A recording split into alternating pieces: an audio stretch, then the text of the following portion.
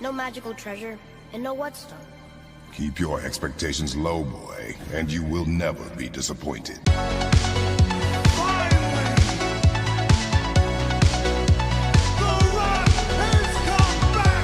In the vast world of content creating, influencing, anything gaming, heck, YouTube in general, I've come to the realization of one thing, one stellar truth, and that is I do not know what the freaking hell I am doing. Bruh. If not, then I'm just full of shit. And if you want some context, if you want to understand what I am actually telling you, here's some context. Picture this. A vast universe teeming with uncharted worlds, cosmic wonders, and untold adventures. It's a place where your choices matter, where the boundaries of technology are shattered, and where the spirit of exploration is reignited. Welcome to Starfield, the game that has the potential to save gaming as we know it.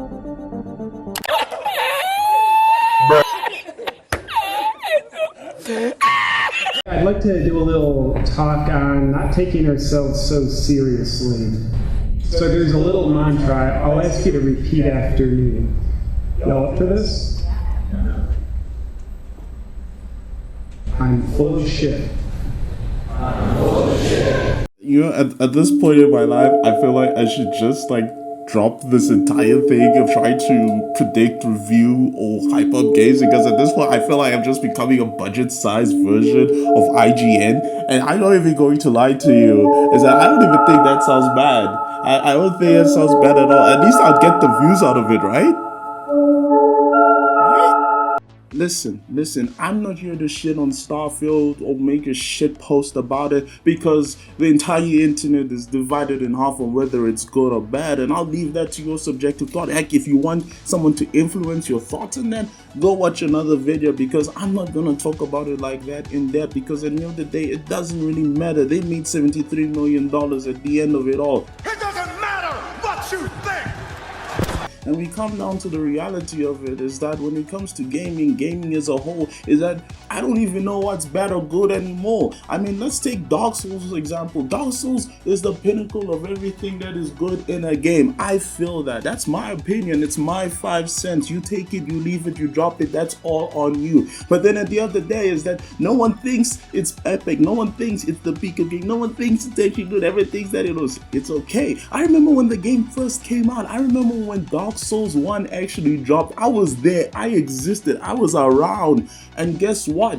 Not everyone loved it. I remember people saying that it's not that good. It's not, Souls genre wasn't really popular. I mean, you could say the same thing about other forms of media like anime and so on, but oh, guess what? Elden Ring dropped all of a sudden, and all of a sudden the whole world loves Souls genre. And that's the reality. Am I saying that that's the problem? No. Do you know why it banged? Because they made it fucking open world. So I don't know what makes a game good. I don't know what makes a game epic. I just come out here and I ramble in some amazing form of English, and now I'm butchering my words because clearly the script isn't doing it right now.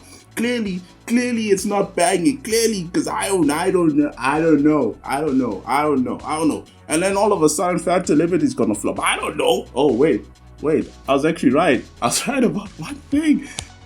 Listen, I'm going to be extremely honest with you. If we put me crying aside and me bitching on the other side about how absolutely terrible I am at YouTube, when we come to face one fine reality, and that reality is that gaming in 2023 is the equivalent of the stock market. You don't know what's good, you don't know what's bad, you don't know what's the other shit, and you don't know what's enough to get by. You just buy and you pray. That's literally the motto. Yeah, that's my thing. I'm gonna literally go and copyright that shit, but that's the reality of gaming in 2023. And I'm going to be honest, I'm going to tell you straight up, if you've been buying video games from day one, I'm talking to you because I know you've been buying it. I can go check your library. The fact is that if you've been buying video games on day one and they've actually been good every single time on day two, then I'm going to be absolutely honest with you. I think you should literally try for stocks, or if that's too big for you, try for the lotto. I think you have talent. You are a gambler. You are the peak of them all. You're the best around. Not even Ash Ketchum can keep up with you. I promise you. You try. Oh God, Funny thing, this video is supposed to be me telling you that Baldur's Gate 3 is amazing. That is the epitome of everything that we need in gaming. And funny thing is that while I say this, the realization is that Baldur's Gate is also the realization of that there's so many things wrong in gaming. And the thing is that I can go on a whole marathon and explain to you why gaming is and what it's supposed to be, but the thing is that there's reasons why it is the way it is, and some of the reasons aren't even the fault of the companies themselves. I mean, I can go from Cyberpunk. Why did Cyberpunk flop? I mean, of course, pressure from investors and fans. That's one reason. Another reason I come to Starfield. I don't know why Starfield flopped. I don't know. I don't know why Starfield flopped. Like, I don't know. They said that this is a finished product. I don't know what this is. This freaking fast travel simulator bullshit.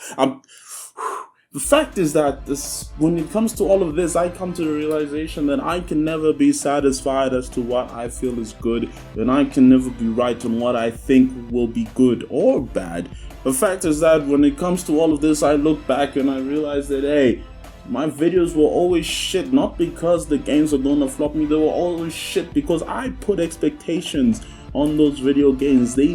Expectations they never asked for or needed. They didn't need my publicity to my 44 adoring fans. No, they didn't need any of that. Rather than I needed to do other things. There were smaller things I could have pointed out, other things I could have done and I didn't do because I tried to jump onto the bus wagon. I tried to jump onto the hype train. I tried to jump onto trend rather than just be me. And the reality is that my videos deserve to be the way they are today.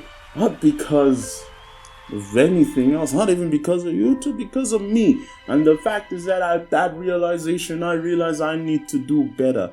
And that's why I promise you, yes, you, the person who's watching this. Yeah, I know you don't know me and I don't know you, but I can promise you one thing. From today onwards, it's going to be a change that you ain't going to see coming, a change I probably don't know about. And I don't know how far this ride could go. It could go a week, it could go a month, but I promise you, things are happening. All you gotta do is stick around.